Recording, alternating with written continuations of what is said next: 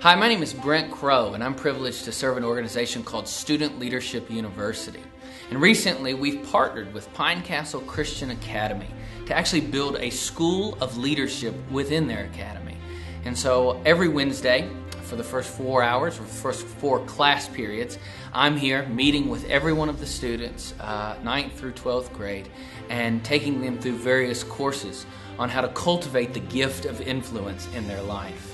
As a young parent, my wife and I recently chose to place our children within the context of Christian education. As a matter of fact, our kids go to Pine Castle Christian Academy.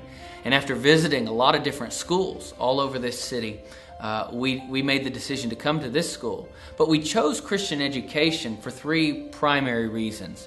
Number 1, we believe that whoever speaks into the lives of our children are partnering with us in the parenting process. And we want people speaking into their life that have a biblical worldview, that value what we value.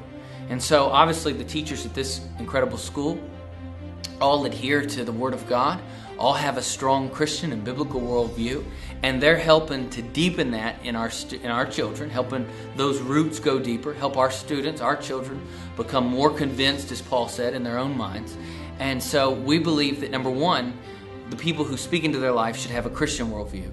Number 2, we do believe, and this isn't what I would begin with, this isn't where I would start with, but we do believe that we are to protect our children.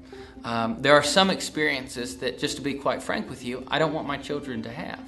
If you go back to the Garden of Eden, when Eve was tempted by the serpent, which was the devil in the form of a serpent, and at one point in their conversation in Genesis 3, he said, "You'll be like God, knowing good and evil." Well, here's the problem with that statement. Eve had never heard of the concept of evil before. That was an experience that she had never had before. That was an experience that I would argue God didn't want her to have. And so I would suggest that there are some experiences our life is better having not had. And so we put our children in the context of Christian education to protect them from some experiences, to protect them from some influences. And we're not going to protect them and circle the wagons their whole life. No, we are protecting them while we prepare them so that one day they can turn this world upside down for the cause of Christ.